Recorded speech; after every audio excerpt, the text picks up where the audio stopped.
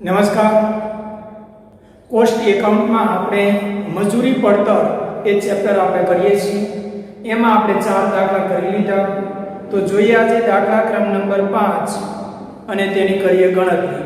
દાખલાની રકમ અગાઉ તમને આપેલી છે, તો એ રકમ પરથી વિગત એક એક જોતા હતા. જોબ નંબર 101 ને લગતી વિગત નીચે પ્રમાણે આપેલી છે. તેમાંથી એક એક વિગત તમે લખતા જશો. પ્રમાણિત સમય 50 કલાક, TA 50 કલાક, ખરેખર લીધેલ સમય ટેકન સમય 40 કલાક.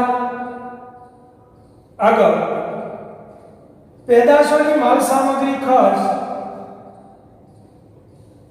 માલ સામગ્રી ખર્ચ એટલે માલ સામાનનો ખર્ચ 150 રૂપિયા. આગળ કારખાના પડતર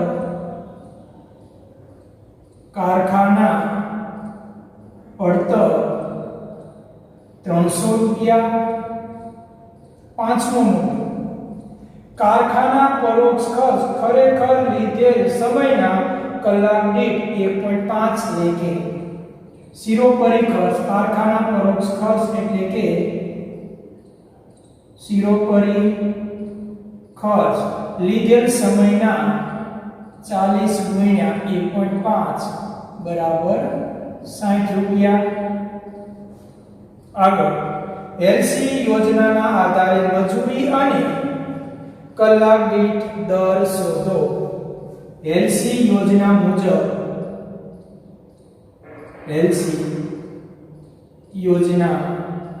મુજબ મજૂરી અને કલાક દીઠ દર એટલે કે R ની કિંમત શોધો. એટલી કિંમત આપણે બે કિંમતો R ની કિંમત એ શોધવાની છે. અને હવે આવો દાખલો આપણે આ પ્રથમ આપેલો છે. અહીંયા જો કારખાના પડતર આપી દીધી, શિરોપરી ખર્ચ આપી દીધા, આવી કંઈક વિગતો અલગ આપી. તેના પરથી એલસી યોજના મુજબ મજૂરી અને બીજું R કલાક દીઠ દર શોધવાનો. હવેથી આપણે દરેક દાખલામાં ધ્યાન આપશું. આ સૂત્ર આધારિત આપણે કિંમતો હંમેશા મેળવવાની છે. કઈ રીતે હોય છે? પડતર પત્રકની અંદર પહેલું હંમેશા હોય છે માલ સામાન ખર્ચ. એમાં ઉમેરવામાં આવતું હોય છે મજૂરી. આ પ્લસ થાય એટલે અહીંયા તમને જે કિંમત મળશે એ કિંમતને આપણે પ્રાથમિક પડતર કહેવામાં આવે છે.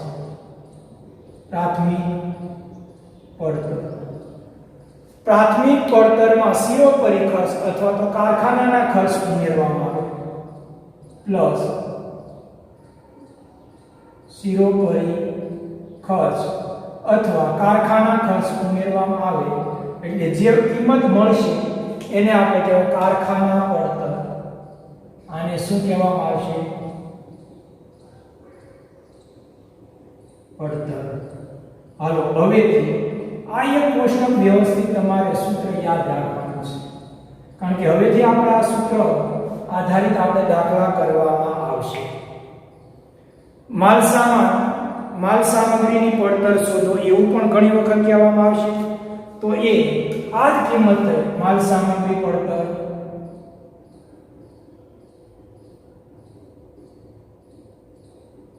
તો પણ આ બંને કિંમત એક જ છે.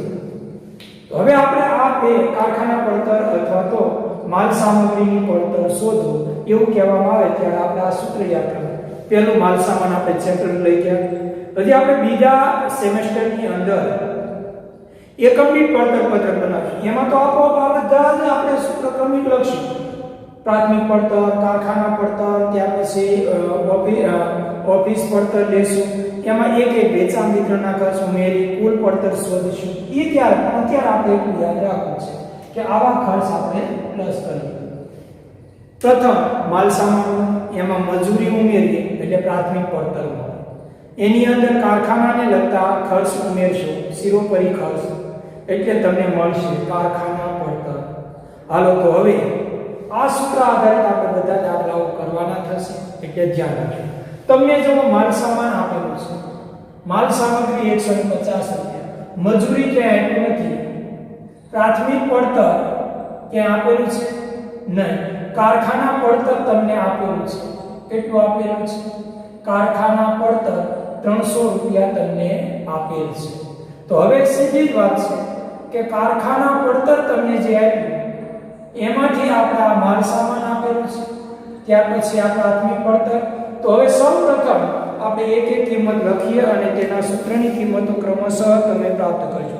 પ્રાથમિક પડતર એટલે શું? પહેલું તો એ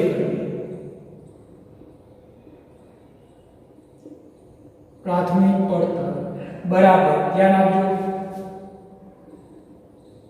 માલ સામાન ખર્ચ. આ એક દાખલો થોડો અલગ છે, એટલે આખો દાખલો થઈ જાય એટલે આખો કિંમત તમને મળી જશે, પ્લસ મજૂરી બરાબર, એટલે મળી ગઈ પ્રાથમિક પડતર. હવે કારખાના પડતર એટલે શું? તો કે કઈ બે પડતર હોય? હાલો ત્યાં મેળવી કારખાના પડતર બરાબર, ક્યાં કહે પ્રાથમિક પડતર પ્લસ કારખાના ખર્ચ શિરોપરી ખર્ચ. આમ તમે આ બે મુખ્ય તમારી પડતર શોધવામાં આવતી હોય છે. તો હવે જોઈએ, આમાંથી તમને બે કિંમતો આપેલી છે એટલે તમને પ્રાથમિક પડતર અલગ મળી જશે. હાલો કારખાના પડતર કેટલી આપી કરો કિંમત 300 બરાબર, પ્રાથમિક પડતર નથી આપેલ પડતર પ્લસ શિરોપરી ખર્ચ આપી દીધા 60 રૂપિયા. એ ખર્ચને અહીંયા લો 300 માઈનસ 60 બરાબર પ્રાથમિક પડતર. હવે હાલો કરો પ્રાથમિક પડતરની કિંમત, પ્રાથમિક પડતર બરાબર બાદ કરો એટલે 240 રૂપિયા. કઈ પડતર મળી? પ્રાથમિક પડતર. તમારે મજૂરી શોધવાની છે, આપોઆપ મળી જશે.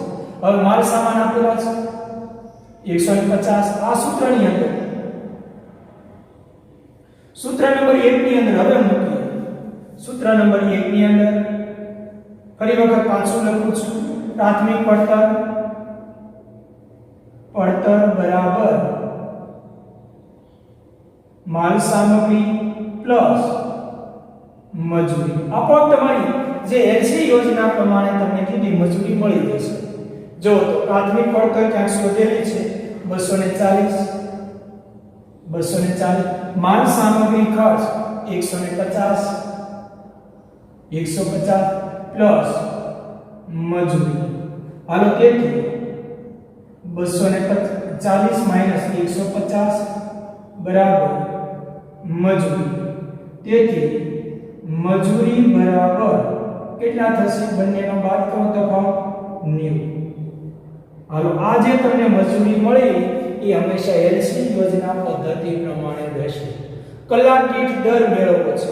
હાલો ત્રીજું સૂત્ર એલસી યોજના બરાબર, સૂત્ર યાદ કરો, ટીટી ટેકન સમય ગુણ્યા આર. આપેલ નથી પણ કરીએ આર ની કિંમત, મજૂરી અહીં લખી લેશું, આર ની કિંમત આપોઆપ તમને મળી જશે, પ્લસ કેટલા ટકા હોય?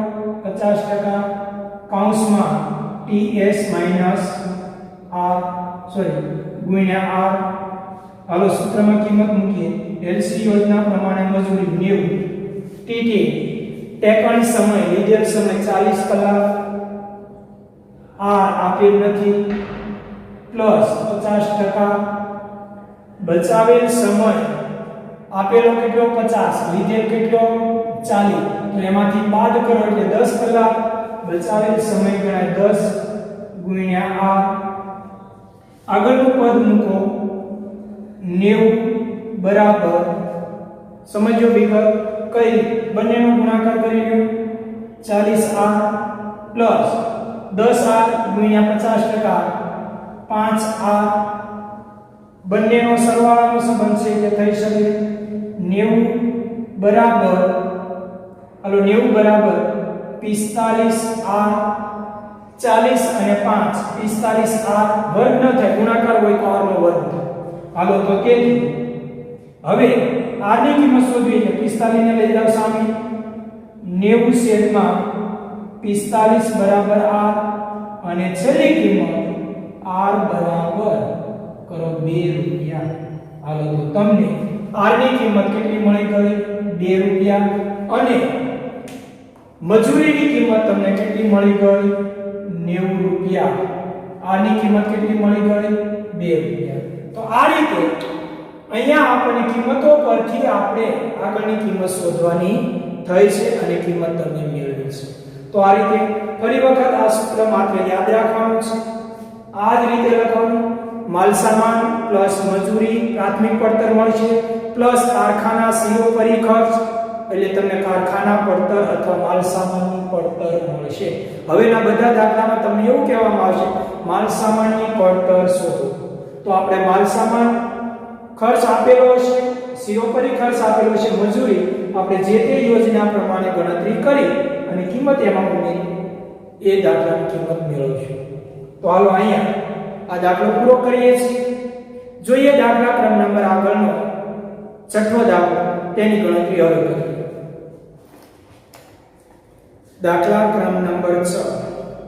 નીચે આપેલી માહિતી પરથી અનુક્રમે 12, 14, 16 અને 18 કલાક કામ પૂરા થતા 4 જોબની મજૂરી અને કારખાના પડતરની ગણતરી કરો. મજૂરી અને કારખાના પડતરની ગણતરી કરવી. આગળના દાખલામાં મેં તમને સૂત્ર લખાવ્યું હતું. કારખાના પડતર કઈ રીતે મળે? માલ સામાન પ્લસ મજૂરી. ત્યાર પછી એક કિંમતો પ્રમાણે સર્વોપરી ખર્ચ અને છેલ્લે કારખાના પડતર મળે છે. તો આપણે બે કિંમત શોધવાની કીધી, મજૂરી અને કારખાના. આગળ કલાક દીઠ કમાણીનો દર પણ શોધો.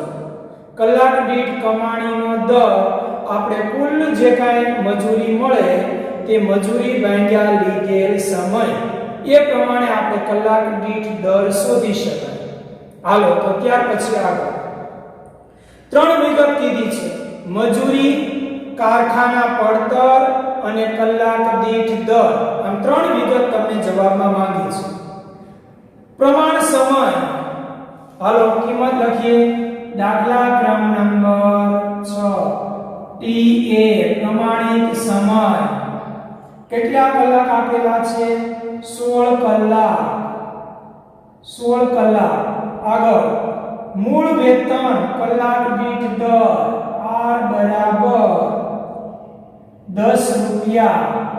આગળની વિગત: બચાવેલ સમયના 50% જેટલું વેતન બોનસ તરીકે આપવાની યોજના છે.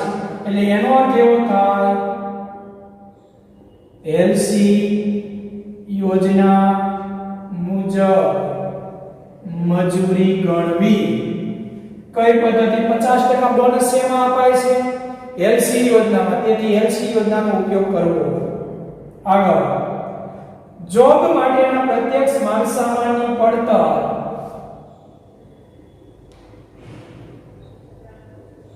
₹100. દરેકે દરેક જોબનો ₹100 માલ સામાન ખર્ચ. કારખાના પરોક્ષ ખર્ચ પ્રત્યક્ષ ખર્ચના 50%. કારખાના પરોક્ષ ખર્ચ પ્રત્યક્ષ ખર્ચના 50%. તો હવે તેના પરથી કઈ કિંમત શોધવાની તમને કીધી? એક તો મજૂરી,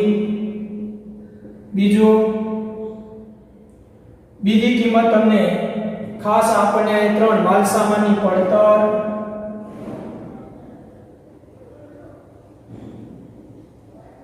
અને કલાક દીઠ કમાણી. જો તમને ત્રીજી વિગત આપી કલાક દીઠ કમાણીનો દર.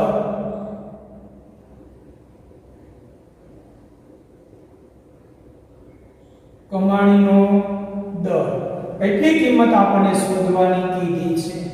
3 વિગત. હાલો સૌપ્રથમ 50% બોનસની વાત આવે એટલે કઈ પદ્ધતિ હોય? LC યોજના. હવે અહીંયા સૌથી મહત્વની વિગત એ છે આપેલ તમને કુલ સમય કેટલો આપેલો છે? અહીંયા તમને 16 કલાક. હવે લીધેલ સમય ટેકન સમય તમારી વિગત પહેલી આપેલી છે 12 કલાક લેવામાં આવે 14 કલાક 16 કલાક અને 18 કલાક લેવામાં આવે છે જો 12 કલાક પ્રમાણે લઈએ તો મજૂરી કેટલી થાય 14 કલાક પ્રમાણે હોય તો કેટલી થાય એમ અલગ અલગ મજૂરી ગણવાની કીધી છે હાલો તો કરીએ ગણતરી શરૂ એ મજૂરી આપણે ગણવી છે કલાક દીઠ મજૂરી હાલો સોરી કુલ મજૂરી આપણે એલસી યોજના બરાબર આપણું સૂત્ર યાદ કરો ટી ગુણ્યા r પ્લસ 50% કીધું છે દર બોનસનો ts છેદમાં માઈનસ r આ આપણું સૂત્ર થશે એલસી યોજના પ્રમાણે હવે પહેલું આપણે મજૂરી શોધી લેવી છે જો તમે મજૂરી લીધેલ સમય 12 કલાક હોય તો હાલો તો તેથી લીધેલ સમય 12 કલાક ત્યારે મજૂરી કેટલી 12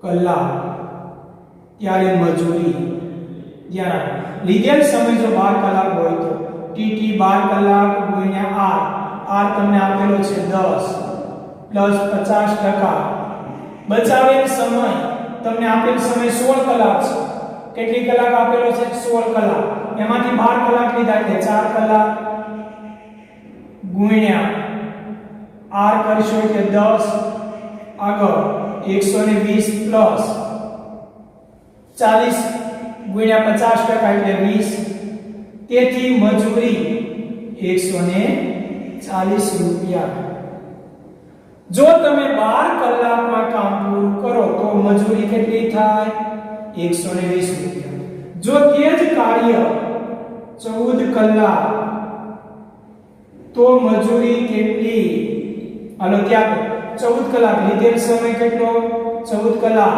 બરાબર હવે 14 કલાકને ધ્યાનમાં રાખીએ જોબ નંબર 2 14 કલાકમાં કામ પૂરું થાય છે તો ત્યારે હાલો 14 ગુણ્યા 10 50%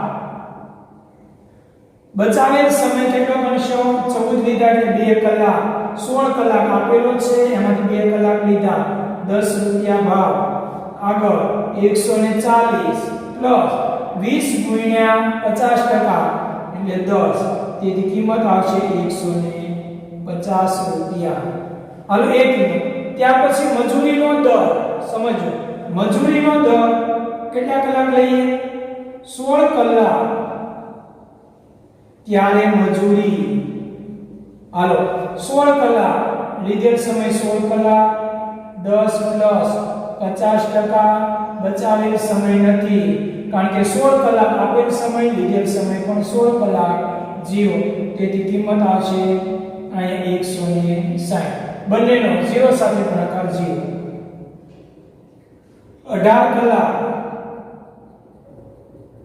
18 કલાક લેવામાં આવે ત્યારે મજૂરી 18 ગુણ્યા 10 પ્લસ 50% આલો નથી કોઈ સમયની બચત થતી નથી 180 રૂપિયા હાલો હવે આ વિગત પરથી આપણે એટલું સમજવાનું જોબ નંબર 1 માં મજૂરી જો 12 કલાક લેવામાં આવે તો તેમની મજૂરી કેટલી થાય છે 140 જો 14 કલાકમાં જોબ નંબર 2 માં 14 કલાક કામ કરવામાં આવે છે તેની મજૂરી કેટલી થાય 150 જો 16 કલાકમાં કામ કરવામાં આવતું હોય તો 160 18 કલાકમાં કામ કરવામાં આવે તો 180 રૂપિયા એ વ્યક્તિને વળતર મજૂરી પેટે મળે છે હવે બીજી ગણતરી નંબર 2 કારખાના પડતર ગણતરી નંબર 1 એલસી યોજના મુજબ મજૂરી પૂરી હવે કારખાના પડતર તમને જો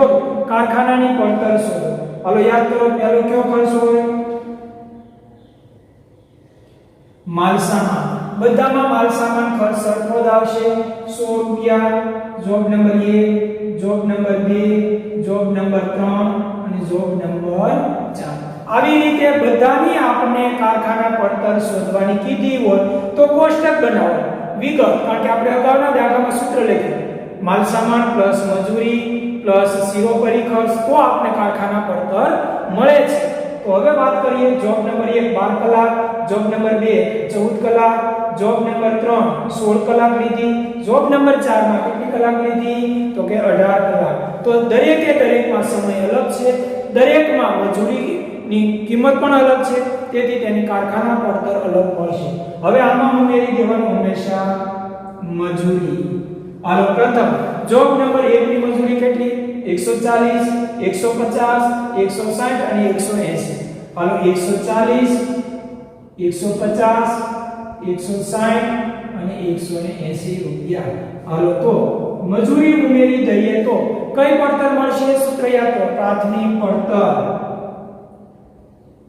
હાલો પ્રાથમિક પડતર 240 250 260 280 રૂપિયા પ્રાથમિક પડતર.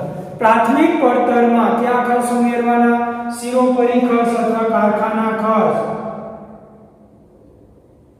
કારખાના શિરોપરી ખર્ચ.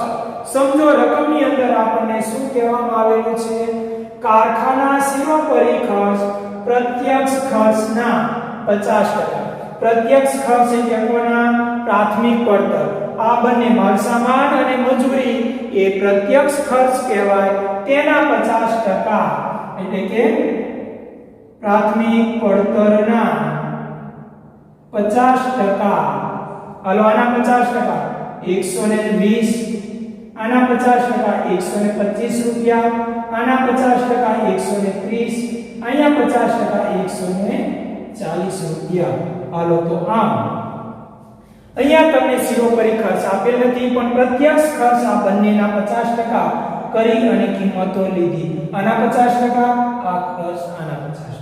હવે તમને જે કિંમત મળે એ કિંમત આપણે કહેવાય કારખાના પડતર. કઈ ગણાય? કારખાના પડતર. હાલો કારખાના પડતર હવે લખીએ છીએ. હાલો તો લખો કારખાના પડતર બરાબર કરો સરવાળો. બંને કિંમતના સરવાળા કેટલા થશે એ ધ્યાનમાં રાખી અને કિંમત મેળવશો. હાલો 360. આગળ અહીંયા મેળવો તો કે 375. અહીંયા મેળવશો 390. કરો ગુણાકાર સરવાળા અને અહીંયા કિંમત મેળવો એટલે તમને થશે ત્યાં 420 રૂપિયા. તો આમ આપણી કઈ પડતર હવે તમને મળી ગઈ? ગણતરી નંબર 2. કઈ કિંમત મળી ગઈ? કારખાના પડતર. હાલો કારખાના પડતર અહીંયા પૂરી થઈ. હવે ગણતરી કરવાની છેલ્લી ગણતરી ત્રીજી કઈ કીધી? કલાક દીઠ કમાણીનો દર. દરેક જોબ માટે કલાક દીઠ કમાણીનો દર શોધવાનો છે. અહીંયા લખી લઈએ તો કે કલાક દીઠ કમાણી દર કઈ રીતે લખાય? હાલો તો અલગ લખીએ. નીચે તમે લખશો, હું અહીંયા લખું છું ગણતરી નંબર 3. કલાક દીઠ કમાણી દર બરાબર કુલ મજૂરી છેદમાં લીધેલ સમય. કુલ મજૂરી છેદમાં લીધેલ સમય. હાલો તો દરેકમાં કુલ મજૂરી કેટલી છે તો અહીંથી લેવાના છે. હાલો જોબ નંબર 1. જોબ નંબર 1 કુલ મજૂરી જમા જોબ નંબર 1 માં કેટલી? 140 રૂપિયા છેદમાં લીધેલ સમય જોબ નંબર 1 માં કેટલો છે? 12 કલાક. હાલો તો છેદમાં 12 કલાક કરો. 140 ભાગ્યા 12 કલાક. 140 ભાગ્યા 12 કલાક એટલે જવાબ આવશે 11.67. હાલો 11.67. હાલો જોબ નંબર 2. કુલ મજૂરી કેટલી છે? 150 રૂપિયા. હાલો એમાં લીધેલ સમય 14 કલાક. ભાગો 14 કલાક વડે 10.71. Job number 3. મજૂરી 160 રૂપિયા. લીધેલ સમય 16 કલાક 10 રૂપિયા. અને છેલ્લે જોબ નંબર 4. મજૂરી 180 રૂપિયા.